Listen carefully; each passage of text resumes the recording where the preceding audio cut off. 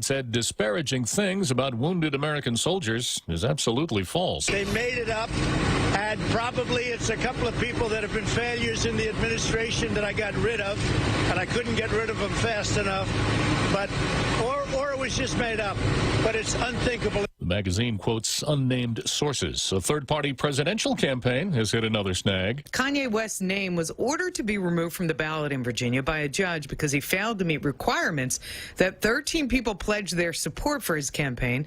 The judge ruled 11 of the 13 elector oaths submitted were invalid, including some that were obtained by improper means. A law firm early this week said they were tricked into signing an oath.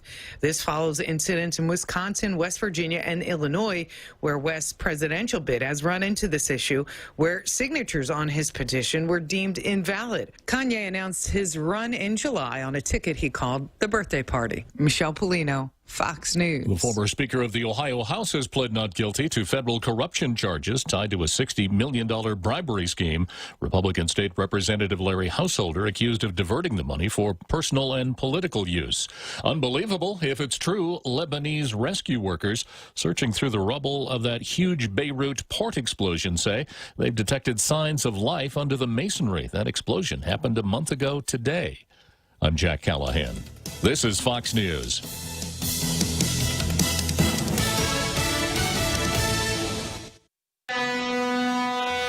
Hafidade, this is Carl from APL Guam. Here at APL, our expertise and extensive network can help you grow your business and reach out to more markets. As a responsible carrier, APL is also committed to a sustainable future. Whether it's protecting the environment or investing our efforts in giving back to the community, our dedicated team in Guam and on the U.S. mainland are here to support you. Call 588-4651 or visit apl.com. Top End Pest Control is who you call for all your pest control needs. Got a problem with roaches, ants, spiders, rodents, fleas, ticks, termites? No problem. They do it all. Top End Pest Control is a service-disabled, veteran-owned small business and HubZone certified. Serving Guam since 2012. Call them today for a quote, 487-5657, or email topendpest@gmail.com. Check them out on Facebook at Top End Pest Control and give them a like. Top End Pest Control for all your pest control needs. $5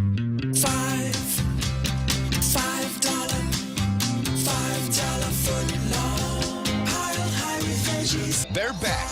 Any foot long is a $5 foot long when you buy one at regular price. At participating locations, Subway, eat fresh. Tall Tales with Bob Klitzkie is brought to you by Bank Pacific. Banking on the Pacific for 66 years. Tall Tales with Bob Klitzkie is brought to you by Security Title, providing solutions for complex real estate transactions. Welcome to Tall Tales with Bob Klitzkie, the only show on talk radio where common sense is a lot more common. Phone lines are now open at 888-TALK. That's 888-8255. And now, The Point proudly brings you Tall Tales with Senator Bob Klitzkie. A well-regulated militia being necessary to the security of a free state, the right of the people to keep and bear arms shall not be infringed. So saith the Second Amendment to the United States Constitution, as I remind you every day. Unfortunately, I won't be reminding you tomorrow, the day after, or the day after that. It's going to be tough on us here in Tall Tales. We'll be undergoing withdrawal symptoms. By Sunday noon, we'll really be jonesing, missing our opportunity to bring Tall Tales to our international radio listening audience. Somehow we've done it before. We've done it before. I think we can do it again. So we'll be back 1600 Tuesday afternoon. But let's make the best of what we got for today, right up until 1800. Tall Tales. It doesn't get any better than that. That's the spirit. There we go. We got the Second Amendment. We got the United States Constitution. We used to have 2 hours of Tall Tales. Yeah, 2 hours of Tall Tales. So hello out there, tailgaters. Okay, let's go from there right straight to Zemi Ikotny.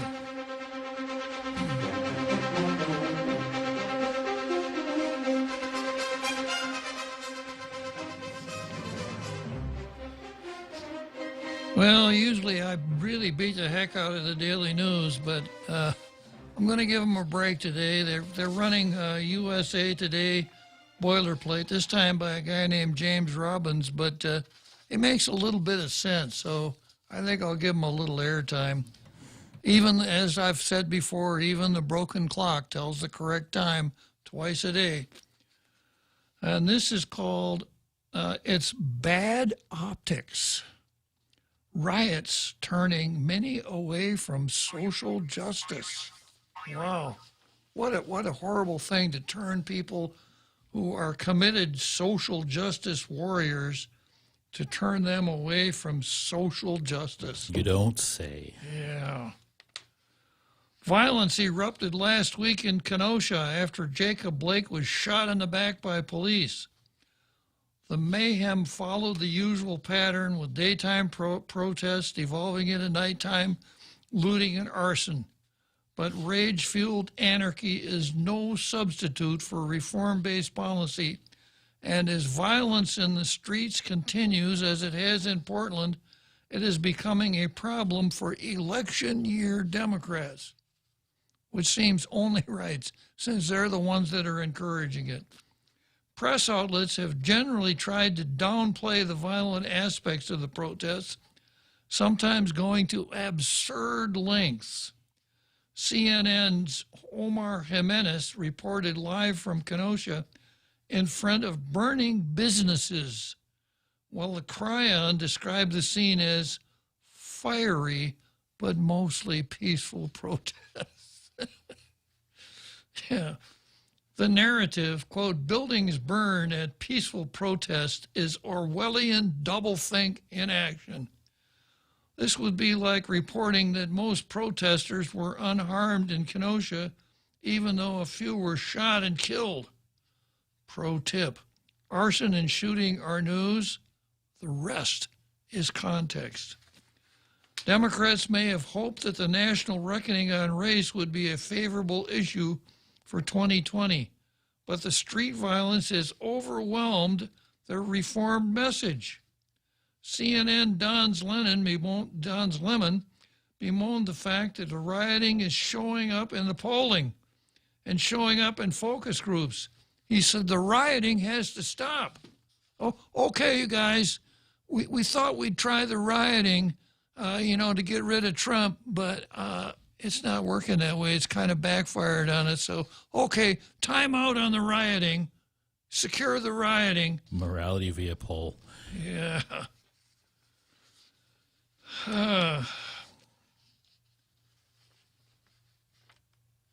Lemon offered no evidence to back up his claim about polls and focus groups, but other reports support it.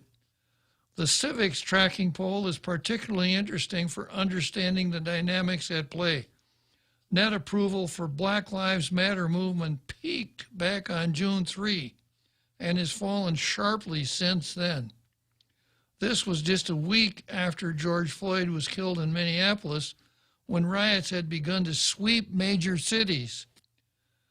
Among whites, net approval is already negative and headed downward. And while Democrats and Republicans are as polarized on the issue as one would expect, white independents have shown a dramatic fall off in BLM support, going from a net 24% in early June to a net 3% now, which is lower than before Floyd was killed. Of course, Black Lives Matter is not synonymous with rioting. It's not? But this trend may show the extent to which issues have been conflated in the public mind. Defund the police has lost its luster as a political issue, if it ever had any. Some cities have cut police budgets and reallocated funds to social programs, but positive buzz about this on the national level has vanished. Democrat presidential nominee Joe Biden has come out against defunding while imaginatively charging that President Trump supports it. This may be a response to poor polling on the issue, even among African Americans, and Trump's solid backing from police unions. Meanwhile, the, quote, defund the police mural that was painted on 16th Street near the White House with great fanfare in June quietly vanished about 2 weeks ago. It slipped off into the night. Then there are the cases of bad optics. Chicago Mayor Lori Lightfoot pegged the entitlement meter when she unapologetically claimed that a heavy police presence around her block during Chicago's disturbances was necessary because her family has a, quote, right in our house to live in peace. Other ordinary folks don't, of course. Unlike apparently everybody else in Chicago. Yeah. And to that viral video of white demonstrators hounding a white woman outside a restaurant in Washington's gentrified Adams Morgan district for not complying with their demand that she raise her fist in the Black Power salute. I guess almost everybody's seen that little video where these Black Lives Matter go into this like outdoor porch type restaurant and they're making everybody, you will give the Black Power salute. I remember seeing newsreels of that when I was a youngster, only instead of a fist, it was an open hand like this. Mm-hmm. And instead of saying Black Lives Matter, they were saying Heil Hitler. It's one way to get the poll results you desire. I guess. Let's see here.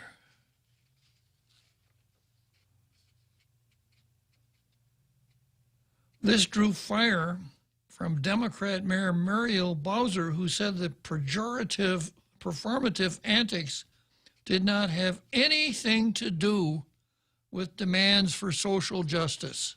Nothing at all. This raise your hands and say Black Lives Matter, nothing to do with social justice. And encourage restaurants to call the police if it happens again. Even the Washington Post agreed that this type of bullying was a misstep that might undermine the protest movement's intended message. Some commentators have compared this election season to 1968 when Richard Nixon seized the law and order mantle in the wake of that summer's racial riots. Vice President Hubert Humphrey initially tried to straddle the issue, but when he finally gave a speech in mid-October to crack down on street violence, he alienated civil rights leaders like Representative John Conyers, Julian Bond, and Coretta Scott King. Biden is in a similar fix, made more difficult given the much greater strength of minority groups and progressives in the contemporary Democrat Party. But his real problem is a white electorate that was less engaged with the civil rights cause to begin with, is now turning sour on it. I didn't turn sour on it. I was sour from the beginning, from the day I saw that video of white coats for Black Lives Matter down at Skinner Plaza. That was enough for me. Yes, the riot issue is sticking. President Trump has his answer, sending the FBI and U.S. Marshals to assist in Kenosha. If Joe Biden has a concrete solution to the problem of American cities in flames, he's keeping it to himself. Way to go, Joe Biden. I think he's probably not, keeping it to himself. He's actually shouting it from the rooftops. Well, not really the rooftops, from his basement. Well, he did venture out, according to the reports, that he went and met with this shooting victim. Yeah. That's another story. Yeah. That's incredible. Really. Yeah, Joe went all the way to first time he'd been in Kenosha in almost 700 days. But he went there just because he wanted to comfort the family, right? Yeah. Yeah. Okay, let's take a look at the Guam Daily Post. It's time to ship targeted restrictions and away from island-wide lockdowns. Now that we have adhered to the latest lockdown, which is set to expire this weekend, but of course we found out this morning that it's not, we hope the governor will consider making the bold decision to move away from a broad strokes lockdown strategy, that one that targets specific areas of COVID-19 spread.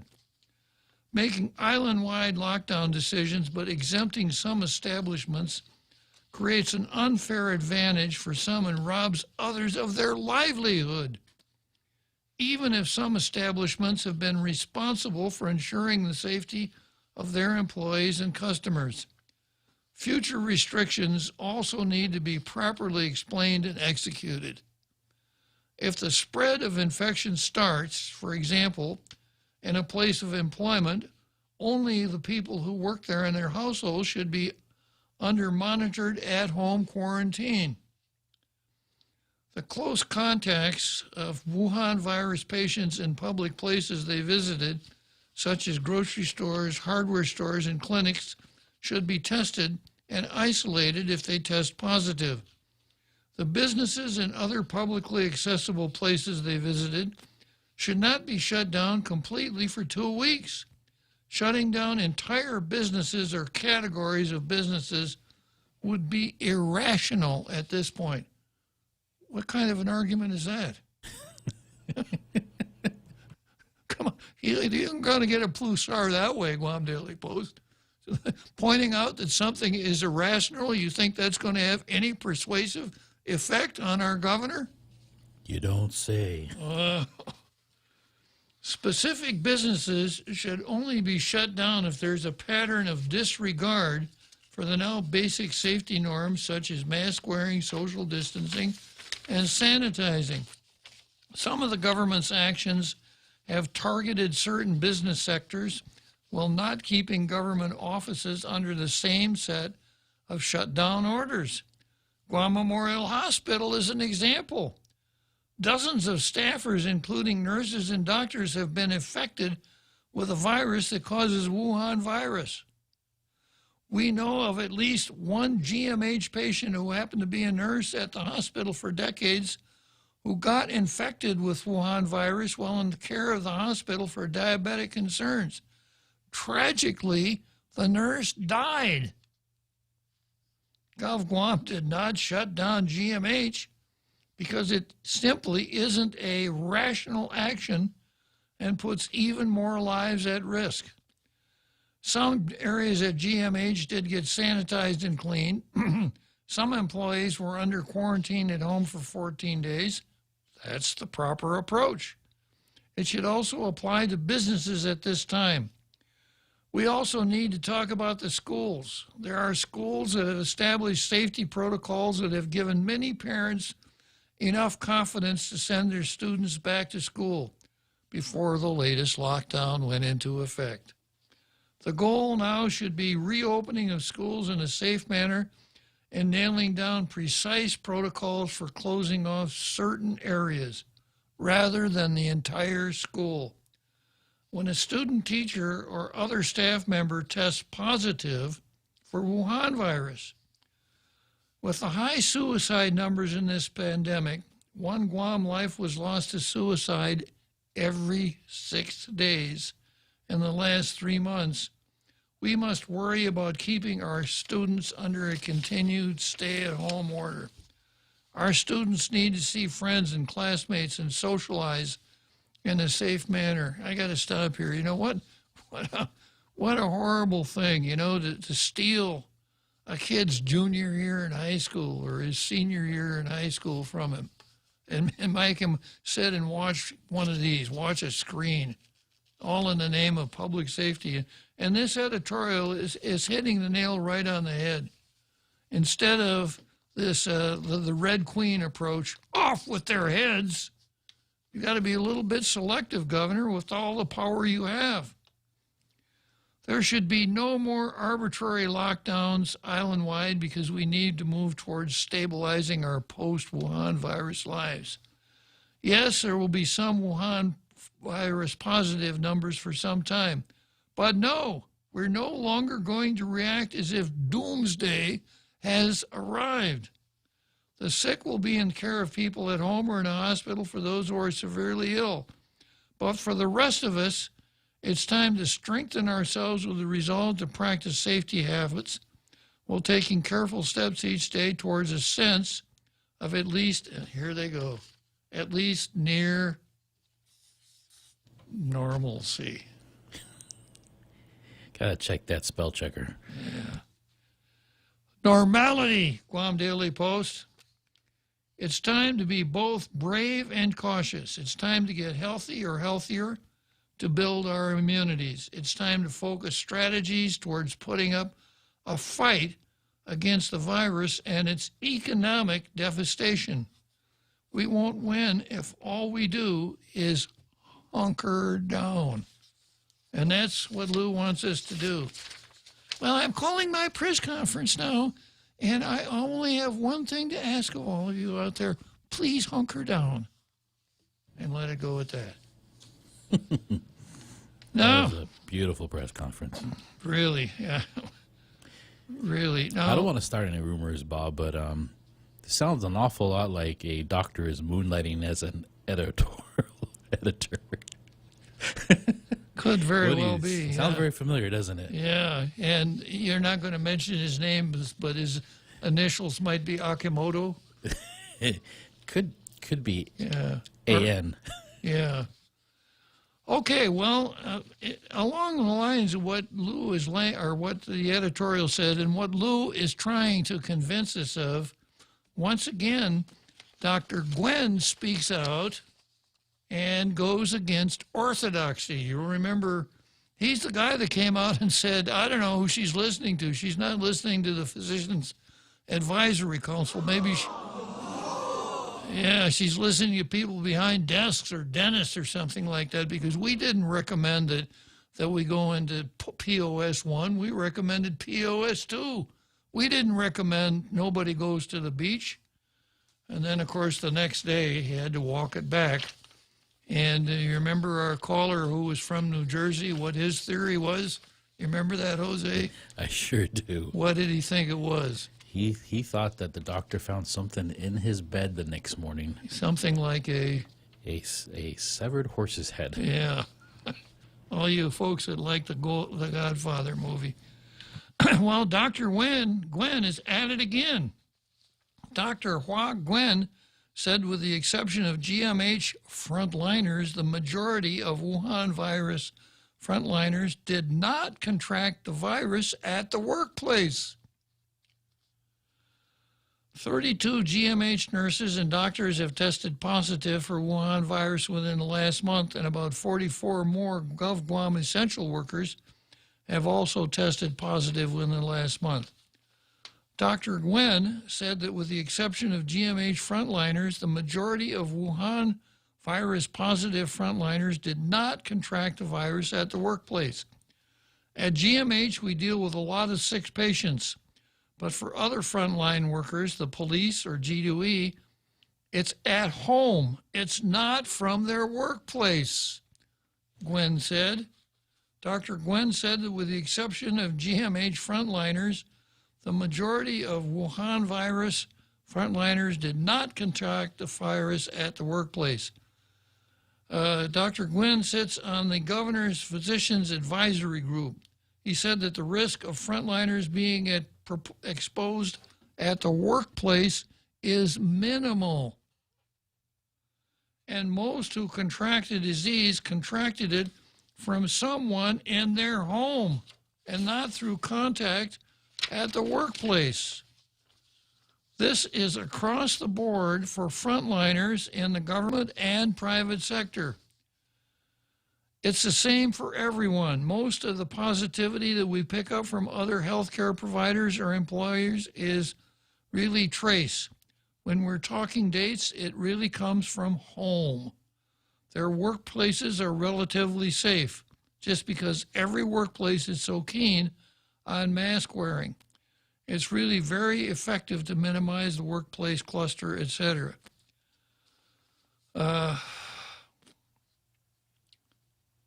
and then some more just general news. But here we have a doctor who's in charge of the Physicians Advisory Council who's saying almost the opposite of what the governor's saying. The governor's saying, stay home. Everybody stay home. And Dr. Gwen is saying, you know what? You know where most people who contract the virus know where they get it? They get it at home. What'd you say, Governor? Stay home? Yeah. So I wonder what the favorite spice, I wonder if it's Tabasco sauce or Finadeni or Nukmam, maybe perhaps Nukmam, what the doctor likes to put on his words before he starts to eat them. Okay, let's take a short break and we'll come back to the card. Pick up dinner for you and the family at Chili's. We got you covered with a variety of delicious family platter options, like our fajita trio, Cajun chicken pasta, or our crispy chicken crispers. Or order off our new menu for you and a friend and indulge in our tasty burgers, tacos, and ribs. Get your Chili's favorites in a way that works for you. Call 648-7377 or WhatsApp 929-7376 for curbside pickup orders. Or get delivery with Good to Go. Chili's, you can still savor the moments at home. Everyone has a busy schedule these days, and sometimes we forget to schedule our routine dental checkup and cleaning. Don't neglect your dental health. Schedule one today with Dr. Robert Yang and his Smile Team, conveniently located at the East West Business Center on Marine Drive, Upper Tumon. Call us today at 647-8702 or 3. Again, that's 647-8702 or 647-8703. We make smiles happen. Tall Tales with Bob Klitzkie is brought to you by Horizon Properties, doing real estate since 1978. 14 years here on Guam. Call Maria Miller from Horizon Properties at 777-7792. Now, more Tall Tales with Bob Klitzkie. Spitting truth like watermelon seeds at a summer picnic. Call now, 888-TALK, 888-8255.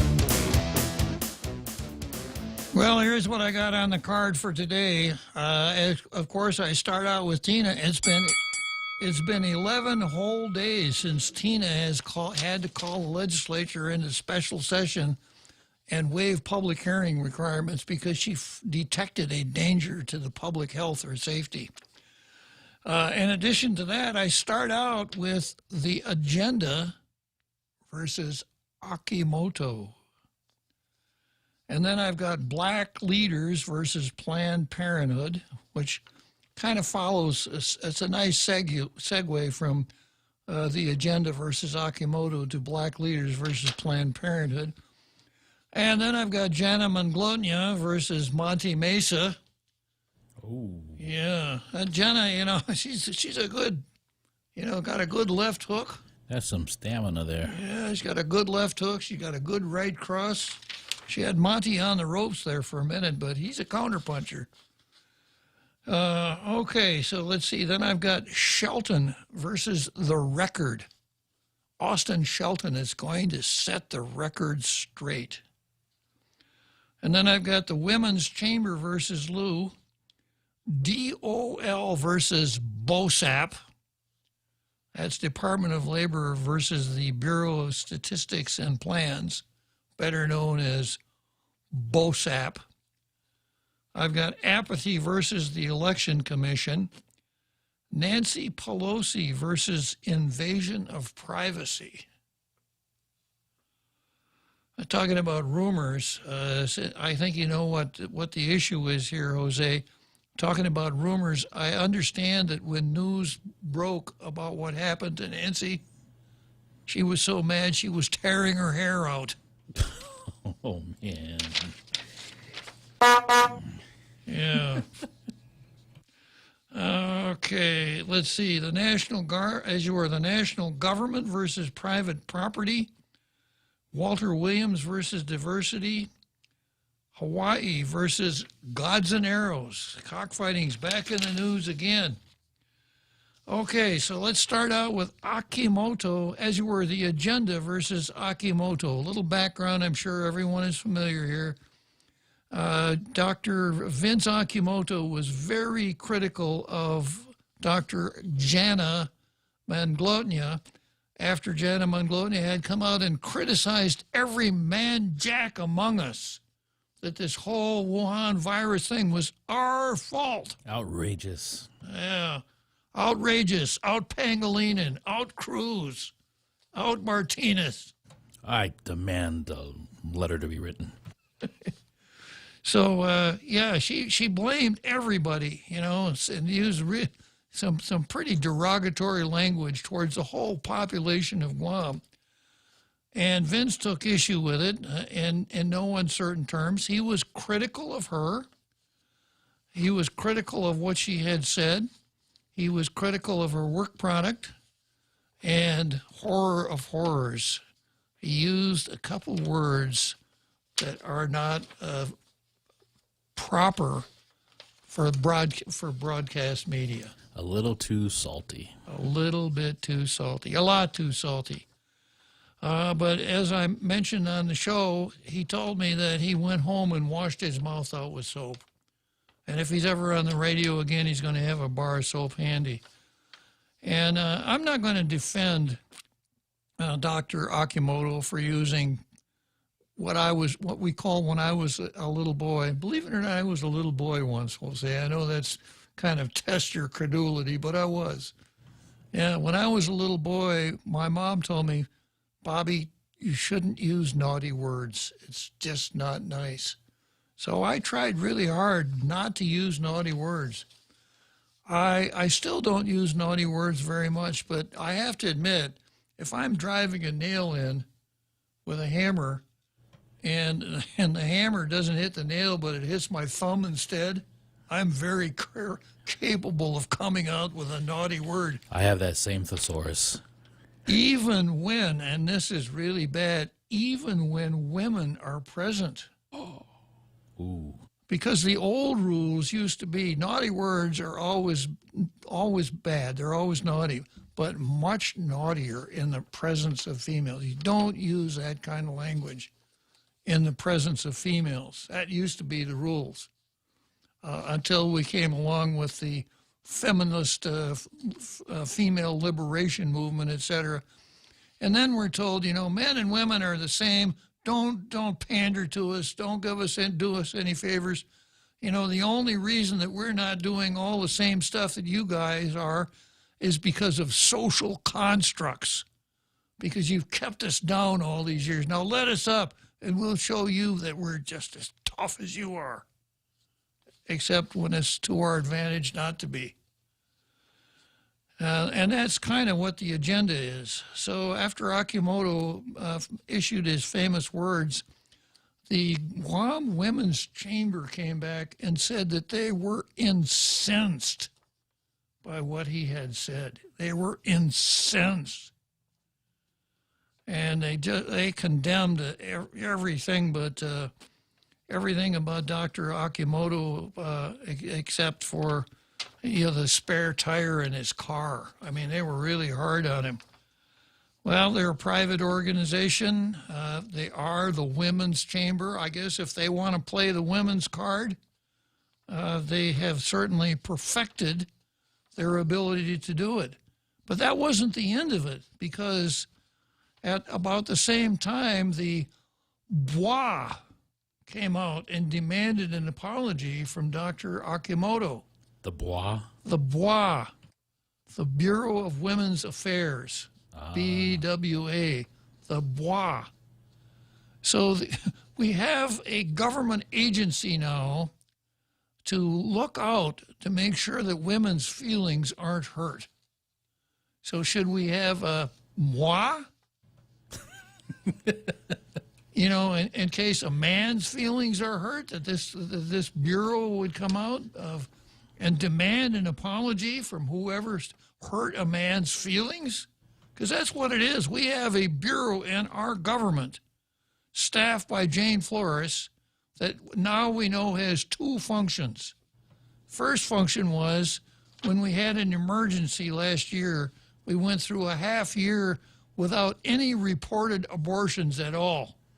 Boy, I mean, that was panic overdrive. So the governor got very upset, and she sent Jane Flores out on a mission. Jane, find an abortionist for Guam. We need an abortionist. Well, Jane didn't. She tried hard. As a matter of fact, she contacted Planned Parenthood. She said, well, I'm having closed-door meetings with public health, and we're going to contact Planned Parenthood. We're going to see if we can get an abortionist out here.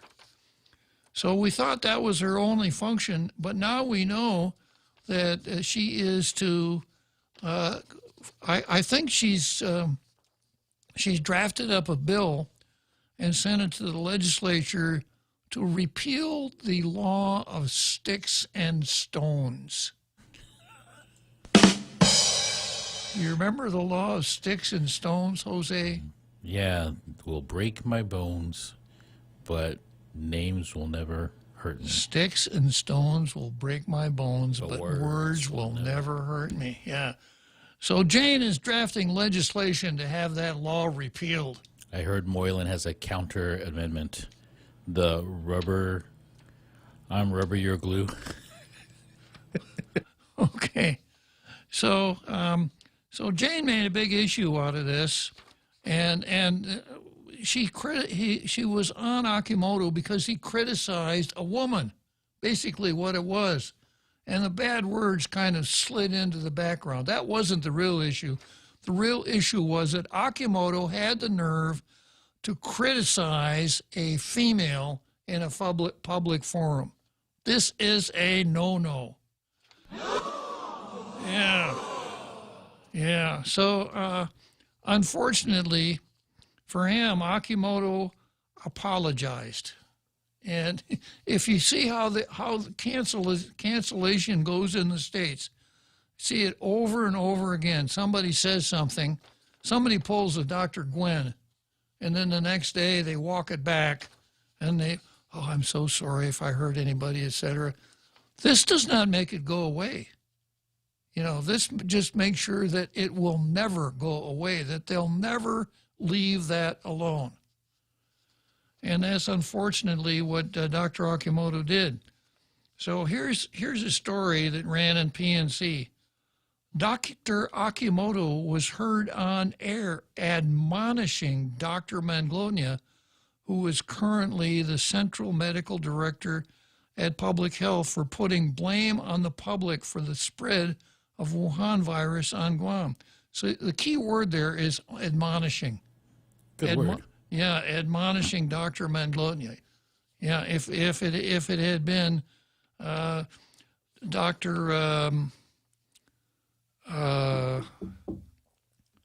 if it had been Dr. Shea, who does not have a cervix, which is the way we sort people out nowadays. In this case, to his disadvantage. To his disadvantage, yeah. If it had been Dr. Shea, who is not a woman, no one would have said anything about it. Certainly the Women's Chamber would not have been incensed, and our Bureau of Protecting the Women, WA, would not have said anything. But because an on-air admonition of Dr. Manglona, that was bad. Akimoto received backlash from concerned groups such as the Guam Women's Chamber, who said they were incensed by the personal attacks.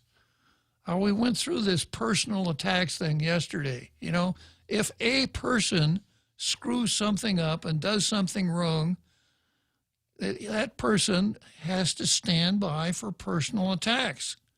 And when we start getting, so polite and so shy about that, then we put up with stuff that we have no business putting up with. So the fact that something is a personal attack does not necessarily mean it should cause a government agency, a government of Guam agency, to go to battle stations. Jane Flores, the director of the Bureau of Women's Affairs, also reacted to Dr. Akimoto's on-air rant.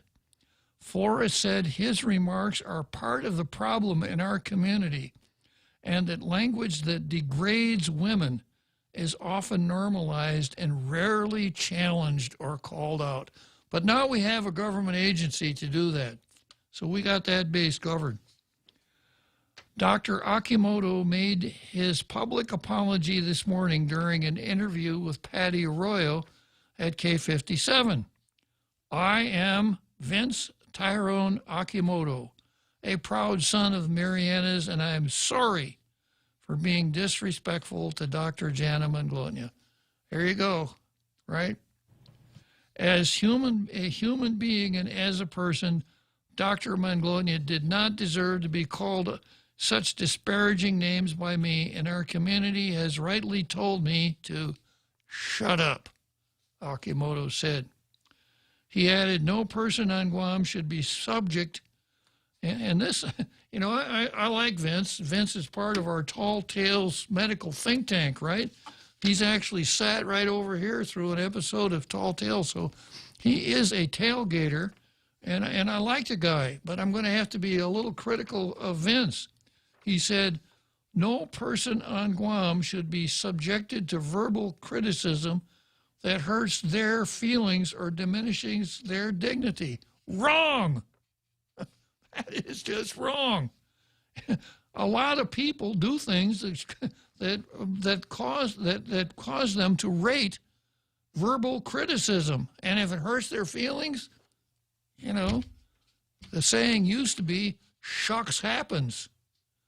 A good example of this is when we've seen people who have been found guilty of crimes come to sentencing, and we have community leaders writing praiseworthy letters about these people. You know, we have to get over that. We have to get over this immediate knee-jerk hagiography whenever anybody is criticized.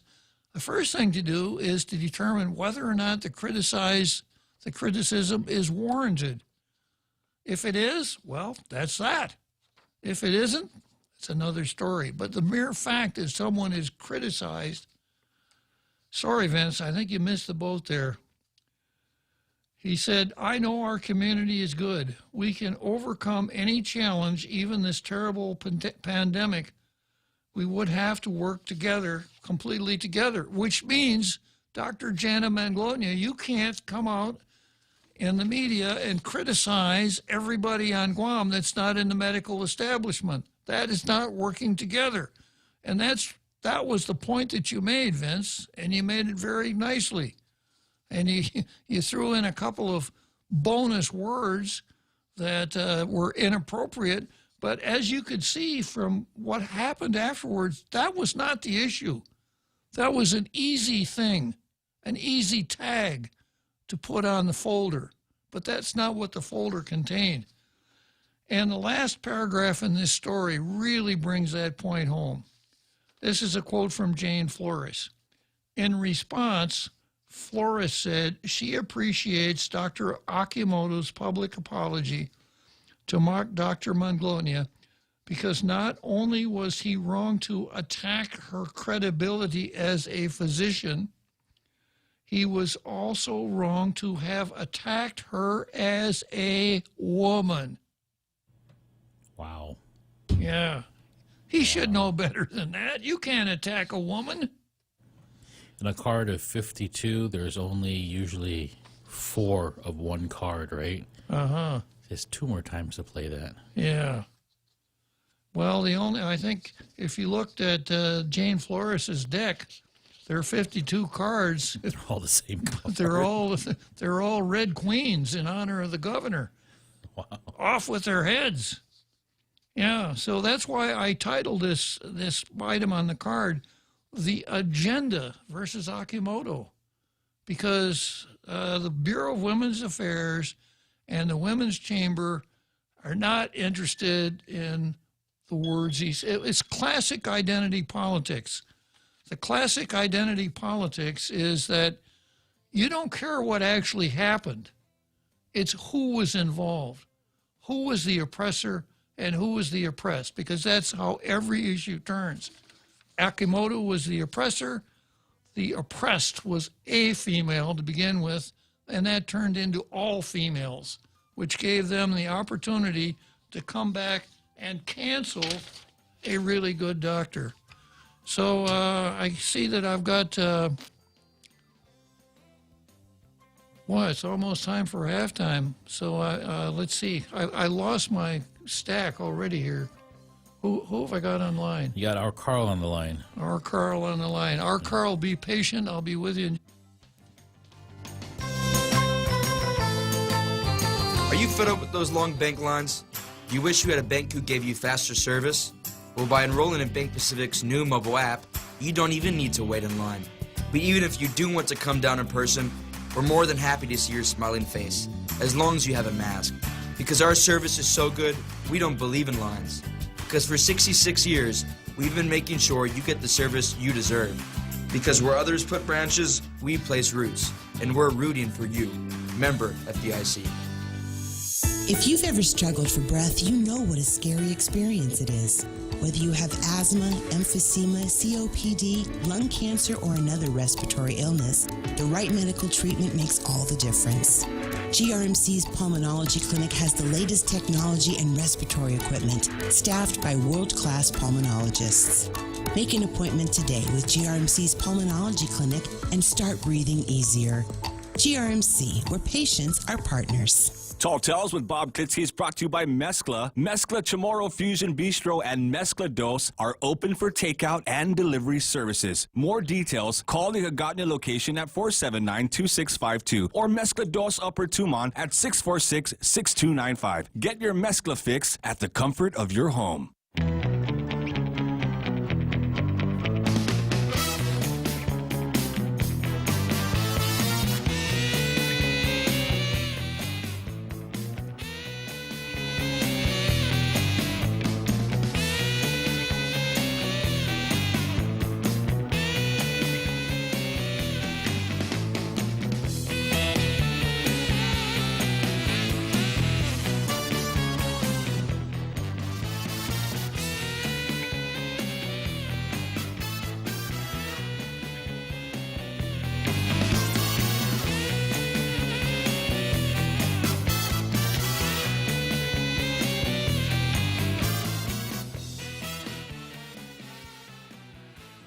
So here we go, back on Tall Tales. I just saw a post that just came in. I disagree with verbal abuse. Yes, it's destructive and extremely no good result.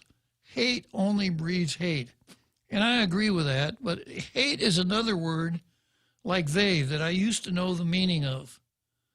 And I think I'm catching on to what it means now. Hate does not mean on the level of a single person.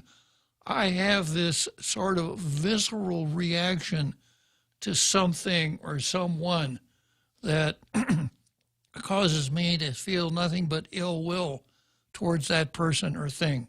That's what I thought hate meant.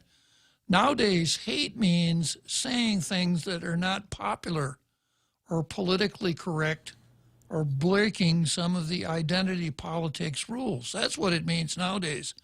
So if you have to use the word hate in making your argument, you really don't have an argument because you're just mouthing or you're just repeating or retweeting, as it were, some of the verbal accoutrements of the left and the identity politics, folks. So I got about 8 minutes here to chat with the most dangerous man in the room. Our Carl. Good afternoon, our Carl. Hey, Bob. Good afternoon. Yeah, I just wanted to chime in about this little tiff between Dr. Akamoto and the other doctor. I think it's kind of a manifestation of something that has really saturated our schools, and it's been in our schools for a few decades now. The self-esteem movement. To me, one of the most dangerous ideas that has been brought into public school it's resulted in this participation prize mentality. Everybody wins. You can't criticize kids. Kids are, no matter what they do, how bad it is, they're fantastic. They're wonderful. And kids really do end up with a gigantic ego. There's this idea that if you just give kids, enough self-esteem, they won't be in poverty anymore. But a lot of kids in poverty, not all of them, but a lot of them, especially in the gangs, they don't have a self-esteem problem. They feel like they're 10 feet tall and bulletproof. And I think this self-esteem ideology has resulted in a lot of hypersensitivity. I think it's indirectly led to people who can't take rejection from women, because I've seen this pattern over and over before in these mass shooters, guys that just are tired of being rejected by girls, and they start hating women, and they just end up blowing up. So I think, this, and I'm just saying this is a minor manifestation of that kind of thinking, that you can't criticize anyone, especially a woman. You can't do that. That's just a no-no, because you might hurt someone's self-esteem. In the past, Well, I see what you're saying, Carl, but I see this as going all the way back to the beginning of the feminist movement, which, the foundations of it perhaps were noble, but it has actually turned into more of a power play than an attempt to level the playing field. Because, as we can see here, the last thing that the women involved, the Women's Chamber and the Government Bureau of Protecting Women's Feelings, wanted was a level playing field. They didn't want to be treated like men. If Akamoto had been talking about another doctor and said the same thing, would our Chamber of Commerce, would they have gotten all up in arms? Would there have been a nasty letter from BOSAP asking Akimoto for... No one would have said anything about it. They would have said, Akimoto went overboard with the language he used. He made some good points. I understand it. Or he made some points I don't agree, and that would have been the end of it. And we're told that that's kind of the way we should treat everybody, and we should not get involved in this social construct of sex, that men and women, maybe there's a little bit of difference in external plumbing and stuff like that, but women are every bit as capable as men, and we should stop this differential treatment towards them and let them come into their own. But when something like this comes along, they grab the deck and reach right in there, and the first card they grab is the Queen of Hearts. So I hear what you're saying, Carl, and there may be a connection there, but I'm more comfortable blaming everything on feminism, which of course has been co-opted by the whole neo-Marxist operation that identity politics, intersectionality, etc. So that's the way I feel about it. Yeah, I think I think they're called first wave feminists. They did have a lot of good points. Women can vote, and equal rights under the law and things like that. But I think aren't they up to like third or fourth wave now? Yeah. And each wave gets more and more radical and more Marxist in its approach to the idea of sex, and sex differences. Yeah, and then here, the wave has washed 2/3 of the members of the legislature into the legislature, and a female governor, and the last chief justice was a woman, and the attorney general before this one was, and on and on and on. So I suppose, they've run out of issues, so they got to do something to keep the movement alive, so to speak. So they had to cancel Dr. Vince Akimoto. And I didn't hear anybody, I didn't see anybody come out and say, profanity has no place in this argument. That was a minor issue. The issue was he criticized a woman in public. You can't do that. Yeah, which is kind of goes against their argument. Yeah, it does treat women kind of special and different, you know. And I thought the whole idea was that, you know, we can take it too, you know.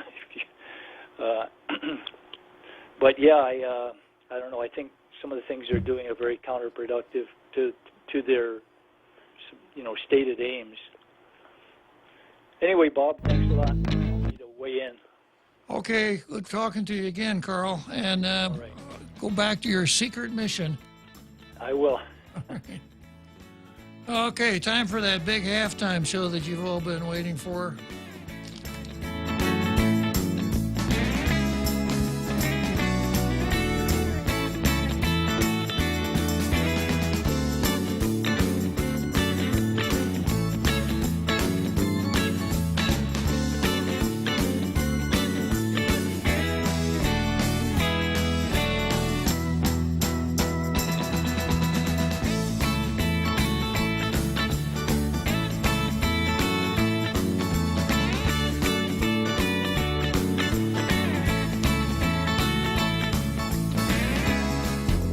The Point is KUSG, Hagåtña, Guam, 93.3 FM and 104.3 HD3. A police officer killed. I'm Jack Callahan, Fox News. Details are sparse, but an officer and a second person are dead in Cleveland, Ohio.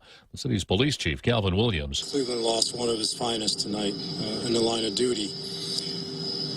We still have an ongoing investigation. We're still looking for a suspect or suspects in this case. The officer's car seen crashed into a playground on the city's west side. The second person was in the car as well, but police say he was not a police officer. The chief says the fallen officer was a 25-year veteran of the force. A suspect wanted for shooting and killing a counter-protester last Saturday in Portland has been shot and killed in Washington state. A Justice Department source confirms that Michael Reinhold was shot when he pointed a weapon at federal officers who were trying to arrest him in Lacey, Washington, about 100 miles north of Portland.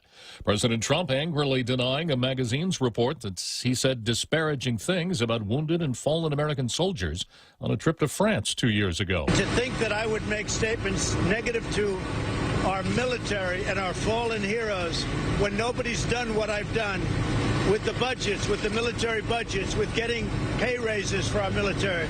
It is a disgraceful situation. Atlantic magazine cited anonymous sources in its report. Visiting Kenosha, Wisconsin yesterday, Joe Biden accused the president of being a divider, saying he will work to unify the country. I'm not saying in 4 years, and I'm not even, this is not about a campaigning. I can't say if tomorrow God made me president, I can't guarantee you everything gets solved in 4 years. But I guarantee you one thing, it'll be a whole heck of a lot better. 3 nights of violence in Kenosha followed the shooting by police of Jacob Blake. Biden spoke with Blake by phone Thursday and met with the man's family. America is listening to Fox News.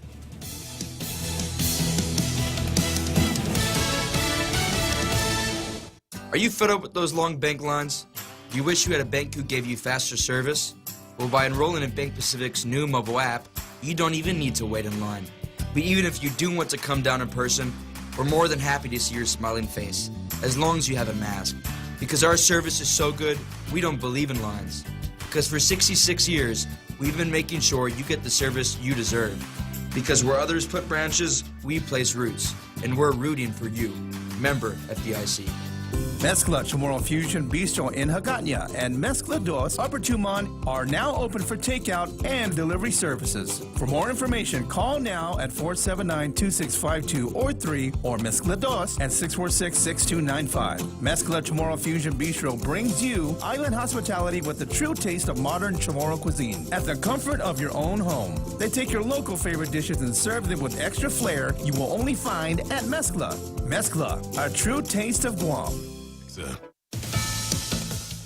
A federal court blocking the Trump administration's attempts to restrict abortion in Maryland. A divided Fourth Circuit Court of Appeals is upholding an injunction that blocks enforcement in Maryland of a Trump administration rule prohibiting taxpayer funding to family planning clinics that make abortion referrals. In the ruling, the court says the administration failed to recognize concerns of major medical organizations and arbitrarily estimated the cost. The decision means Maryland is the only state where enforcement of the rule is enjoined. The Ninth Circuit Court of Appeals upheld the rule. Abortion opponents say Title X has been used to indirectly subsidize abortion providers. Abortion rights groups say restricting referrals is a gag rule. Jared Halpern, Fox News. Production on the movie The Batman is shut down in Great Britain after its star, Robert Pattinson, reportedly tested positive for the coronavirus, according to Vanity Fair and The Hollywood Reporter. But a spokesperson for Warner Brothers did not name the actor, but said they are isolating the film, which had just resumed production a few days ago after a nearly 6-month hiatus due to the pandemic. The NFL preparing to start its season. Its commissioner optimistic about putting fans in the stands despite coronavirus fears. Speaking to CNBC, NFL Commissioner Roger Goodell was asked about safety measures being put in place by some teams to allow fans to attend games this season, but with social distancing in place. We're going to have 2 or 3 stadiums next week, which will have significant fans in them, and I believe that will continue to grow as the season goes on. I think people want to get comfortable. Goodell earlier this week said he does not believe teams are at an advantage or disadvantage regarding having spectators in attendance. While the Kansas City Chiefs are expected to have Arrowhead Stadium at 20% capacity next Thursday for kickoff, other clubs like the Green Bay Packers and Chicago Bears are going to wait a few weeks to determine COVID-19 protocols. Matt Napolitano, Fox News. After big losses on Wall Street, Dow futures down about 80 points. Asian stock markets closing Friday lower as well. I'm Jack Callahan. This is Fox News. Everyone has a busy schedule these days, and sometimes we forget to schedule our routine dental checkup and cleaning. Don't neglect your dental health. Schedule one today with Dr. Robert Yang and his Smile Team, conveniently located at the East West Business Center on Marine Drive, Upper Tumon. Call us today at 647-8702 or 3. Again, that's 647-8702 or 647-8703. We make smiles happen. Off a day, this is Carl from APL Guam. Here at APL, our expertise and extensive network can help you grow your business and reach out to more markets. As a responsible carrier, APL is also committed to a sustainable future. Whether it's protecting the environment or investing our efforts in giving back to the community, our dedicated team in Guam and on the U.S. mainland are here to support you. Call 588-4651 or visit apl.com.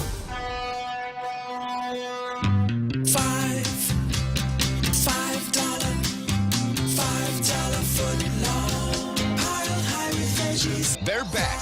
Any footlong is a $5 footlong when you buy one at regular price. At participating locations, Subway, eat fresh. Tall Tales with Bob Klitzkie is brought to you by Bank Pacific. Banking on the Pacific for 66 years.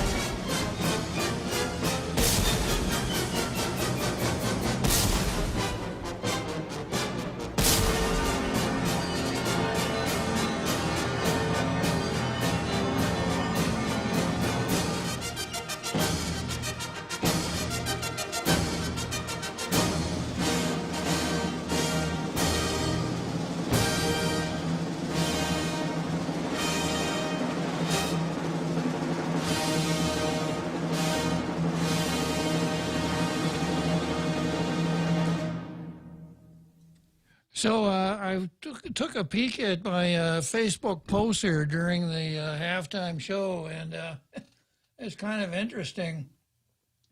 I can't find it now, but maybe I can find it a little later on. We're bound up in this hater is going to hate. We have a poster, Cynthia Mesa, who posts hater is going to hate, as though that use of those 3 words had meaning, other than if you're not a social justice warrior and you don't get on the right side of identity politics, then you're obviously a hater. So if that's the criteria, I suppose I have to plead guilty. So I hate haters. You hate haters, right? Yeah, good for you, Jose. Right? Yeah. Hey, and then there was one here that maybe I can find it.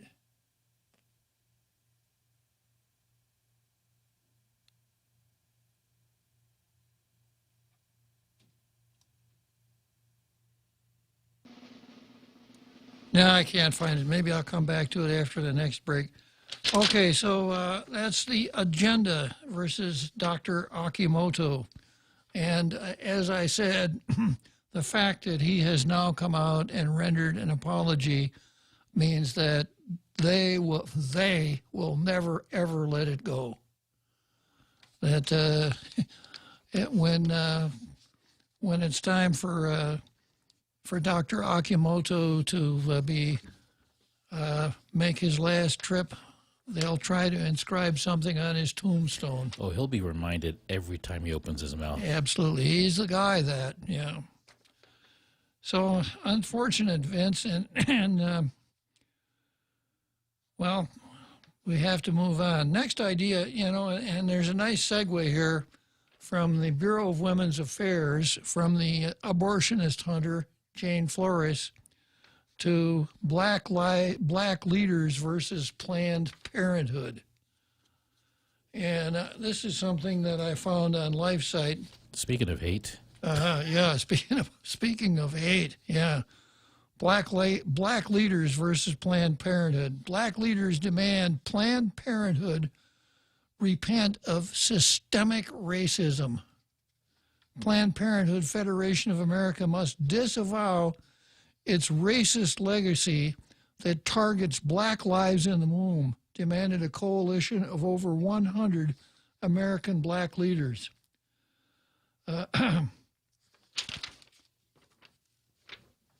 In a letter sent Tuesday to Planned Parenthood acting president Alexis McGill Johnson, the signatories blast the abortion giant for the massive iniquity of targeting black communities for abortion, all the while stating support of Black Lives Matter.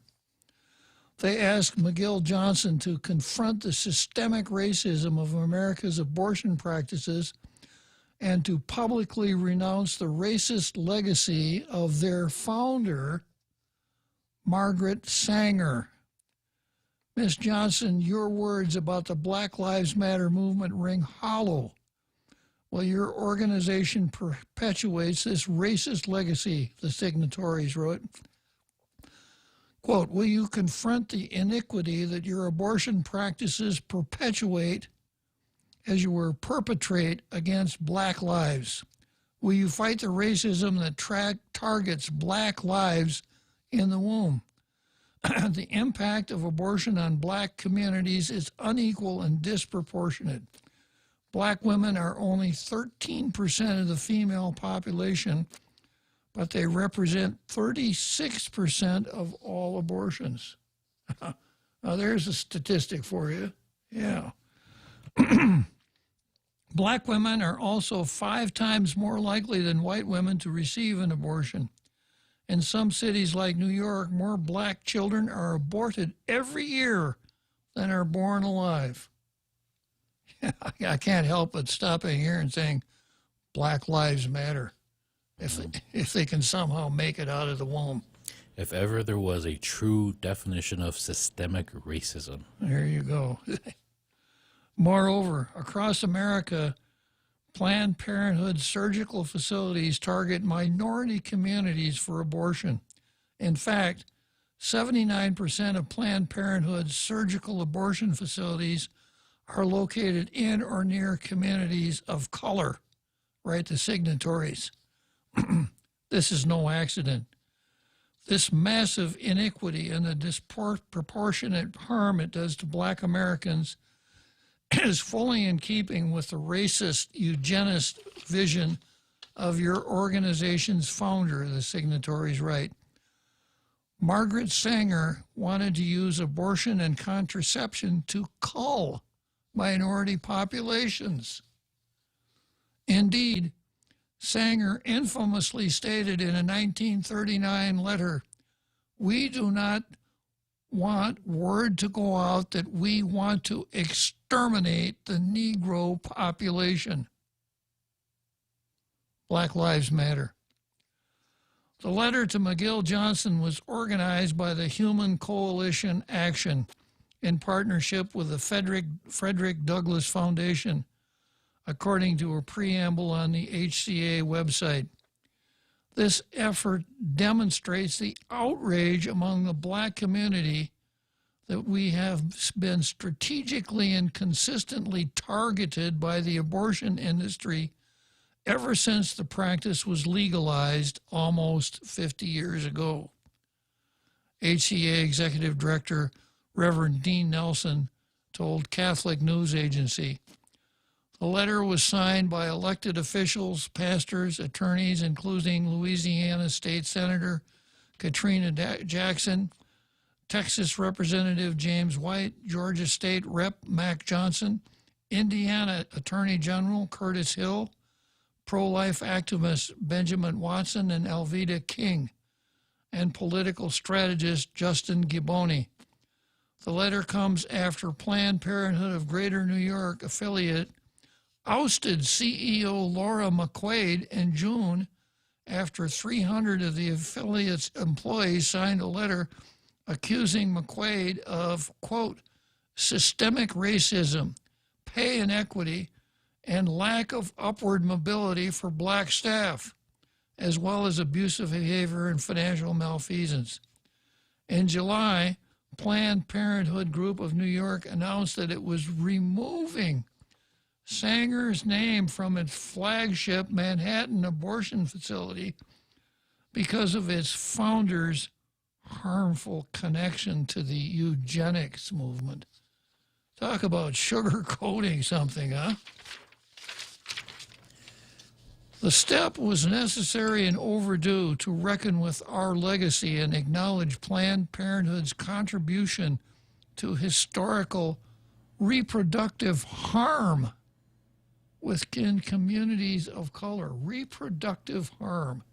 Now, of course, in this era of Newspeak, 1984, denying a woman the ability to kill her unborn child would be classified as reproductive harm.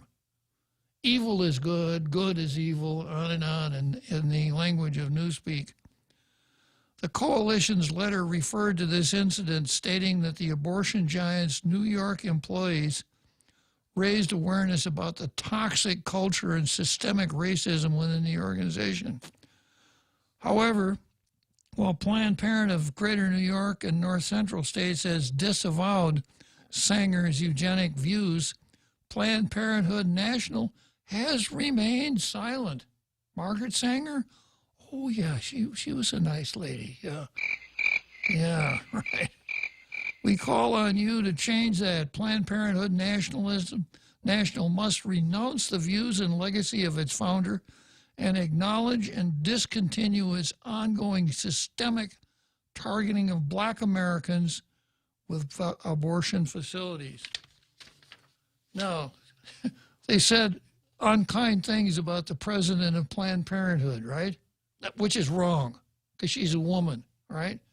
And the way things go, I think, with our governor, who, you know, I remember not long after the election when the correct thing to do was rave about having 10 women in the legislature and rave about having a female governor and be really proud that we had the first openly homosexual lieutenant governor in the country. When someone posted on Facebook, yeah, and we have the first openly pro-abortion governor of Guam. Yeah. Guilty. You remember who that was, Jose? Guilty as charged. Yeah. So I think it's only fitting that following the item on the card called the agenda versus Dr. Akimoto, we pick up Planned Parenthood, black leaders versus Planned Parenthood. I lost my stack during the halftime show, Jose, so you're going to have to help me out there a little bit.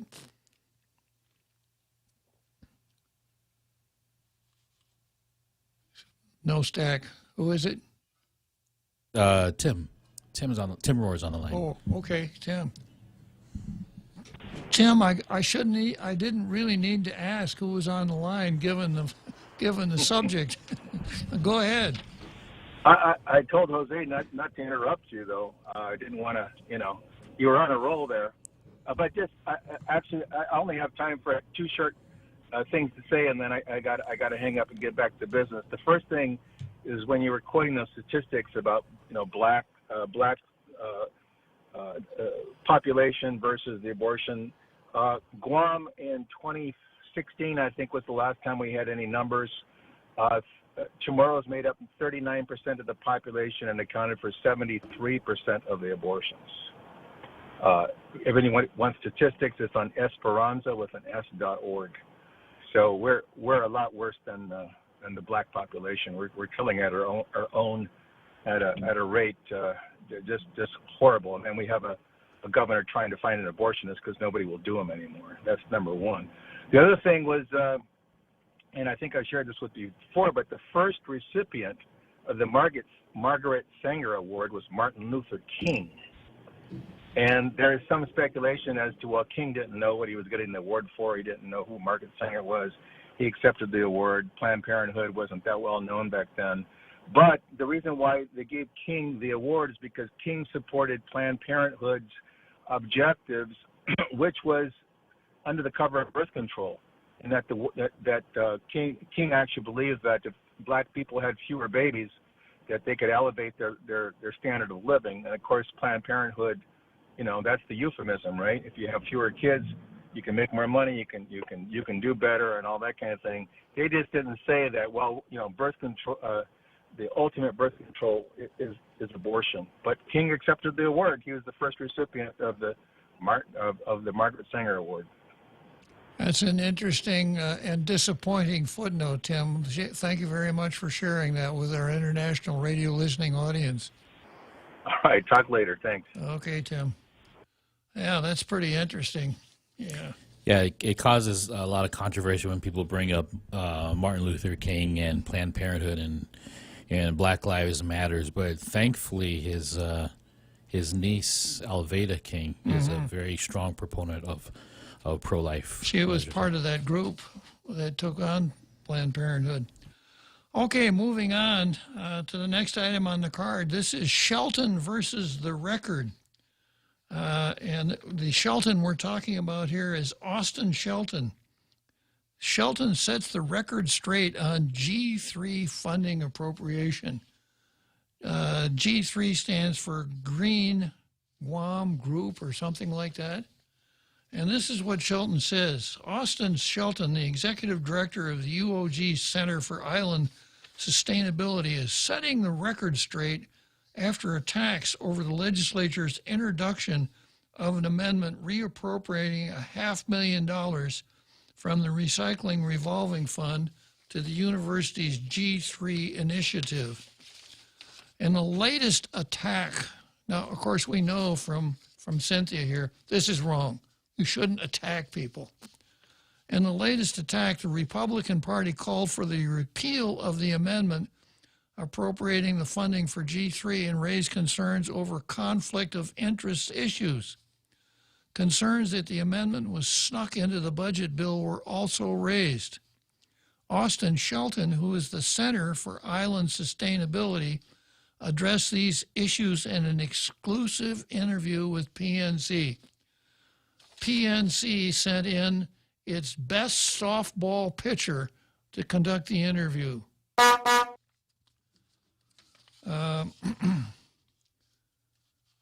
Center for Island Sustainability manages the G3 initiative. Sheldon said he is disheartened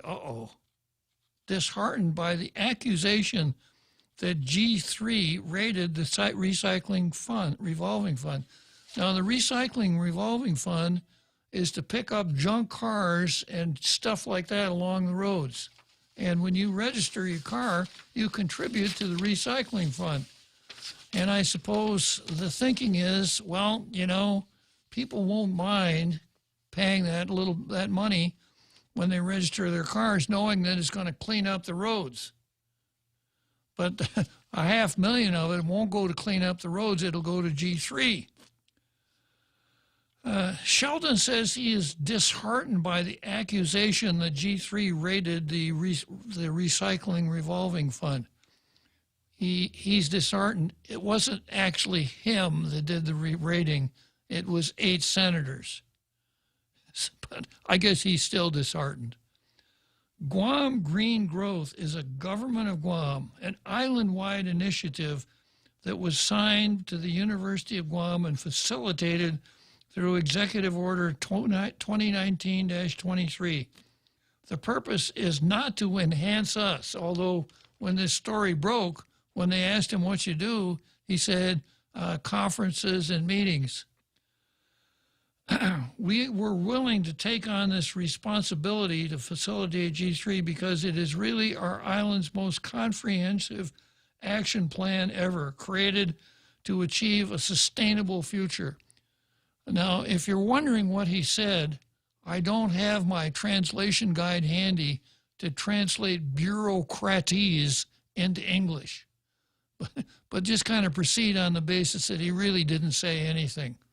If it were an oral interview, he very aptly demonstrated the difference between talking and making noise with your mouth. So he goes on to say, with that in mind and the role of facilitating it, I vetted a plan by EPA officials.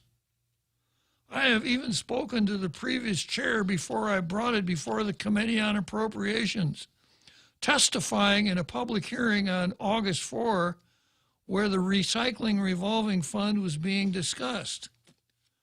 He added, I explained what G3 is and what was needed for its success.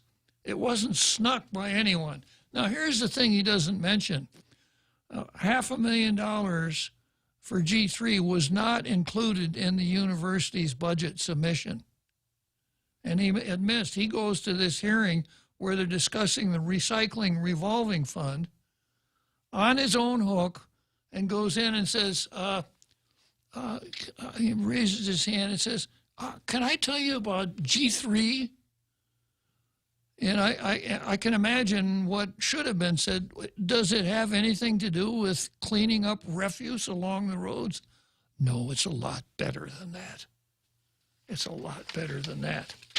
So on his own, he goes in and testifies at this hearing.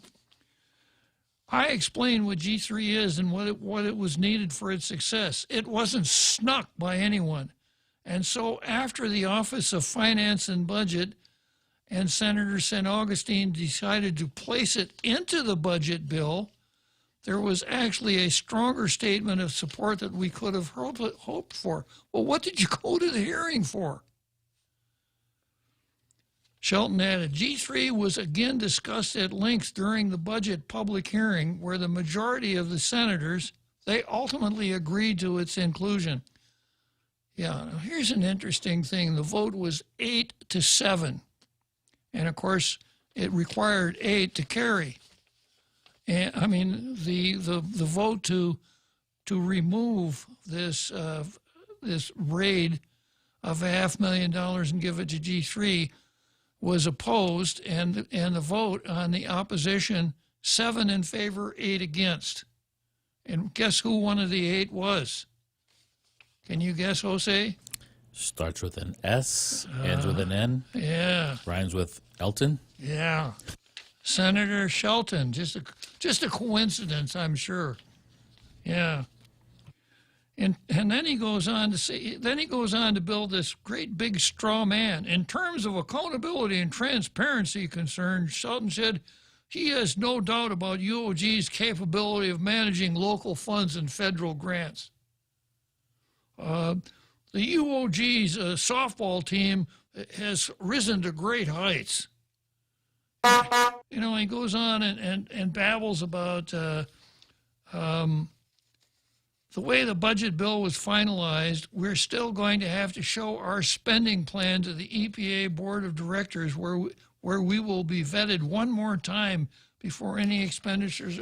The question here is how you got the money in the first place. That's what I was going to say. It's like all those words, but you still haven't addressed the first thing. Exactly. So I go back to what I read when this came on the card. Residents worry about COVID-19 impact on futures. Senators voted late last night to approve into the budget bill $500,000 to the office that funds Senator Amanda Shelton's brother's office. And did you see the way that hard-hitting PNC news story covered that? In the latest attack, the Republican Party called for a repeal of the amendment appropriating the funding for G3 and raised concerns over conflict of interest issues. Did they call Shelton a flippin' bleach? It's not important. I'm trying to find where the attack was. Yeah, and conflict of interest issues, not mentioning Shelton's sister. So they just swept that right under the rug. Every year, the people of Guam pay an annual vehicle registration fee, and those funds go into a special lockbox called a recycling revolving fund. The law is clear on how these funds must be used. Guam EPA administers the funds to assist mayors to remove abandoned vehicles and tires, clean up illegal dump sites, and subsidize recycling efforts on Guam. This is the law, and no legislature has ever violated it. I am deeply saddened that the RRF is now being raided in direct violation of the law without a public hearing. $500,000 is being removed from the RRF and given to UOG without a formal budget submission and without board oversight and accountability. This is a statement by Senator Paris. The $500,000 will now go to what's called a G3 initiative within the university if the legislature passes the bill, which it did. That initiative is led by Mr. Shelton. When asked what the money would be used for, Mr. Shelton's explained it will fund conferences and off-island travel. So think about it, Jose. When you register your car and you pony up the money, if they gave you a choice, would you rather have some of this money go to clean up junk cars and clean up the roads? That would be choice number one. Or here's number two. Would you rather have it go to conferences and off-island travel? Everybody's going to pick the second one, right? As long as it's all inclusive. Yeah. Boy. We can make get our money's worth. Yeah. Ms. Paris' disgust of her colleagues' actions and Ms. Shelton's obvious conflict of interest was joined by minority senators Tello Taitigui and Jim Moylan, who issued statements. It's absolutely disturbing that 8 senators felt it was okay to fund a new initiative using limited resources that our people pay into the recycling revolving fund, specifically for recycling efforts. With our hospitals requiring more doctors and nurses to fight Wuhan virus, public health pleading for more resources, and dozens of unemployed EMT-certified Guamanians, why $500,000 is being prioritized for the Guam Green Growth Initiative over recycling efforts in COVID response is beyond comprehension. Once again, I agree with Senator Taitigui. Moreover, senators have an obligation to follow the very laws that we and our predecessors have put forward. We can't disregard this important responsibility, even if a new program that we seek funding for involves our relatives and friends, Ms. Taitigui said. So, this is the story. The reporter here was Luella Locinio. Shelton sets the record straight on G3 funding appropriation. You know, we never heard from in that second story. Any of the senators who voted to give that money to Shelton. Absolutely not. I don't want to hear from Shelton of what he was going to do with it. I want to hear why they gave that away. Yeah, good point. But of course, with such a dramatic comeback by Shelton himself, there isn't much to say. Well, after he was attacked, you got to give him credit. Yeah, really. Okay, next item on the card, Jana Manglotnia versus Monty Mesa. So Monty's a good guy. He's a manager of Premier Outlets, right? I've known him for a long time. Yeah. And I suppose we are going to see the cancellation of Monty Mesa. Dr. Jana Manglotnia, the Department of Public Health and Social Services Central Medical Director, defended the actions of the government of Guam in its response to the ongoing Wuhan virus pandemic during the second day of the Guam Community College's Workforce Opportunities Reimagined Conference on Thursday. Here's a quote from Dr. Manglotnia. We don't follow the community trends or the community desires. We follow life and death measures and objective data we have. We follow Italy to see what they did when they were making desperate decisions. Manglotnia cited an article she had read about a doctor in Italy who had to decide between a 60-some-year-old runner and a mother who has 2 children. Who would get the ventilator? It's going to be your mother that gets booted for a 12-year-old? These are things you don't want to do. If life and death weren't hanging in the balance, it would be so much easier. But unfortunately, that's the nature of this beast, Manglotnia said. Manglotnia responded to Monty Mesa, general manager of Guam Premier Outlets and Tuman Sands Plaza, who expressed frustration as a private citizen and businessman. The pandemic has forced many businesses to shut down.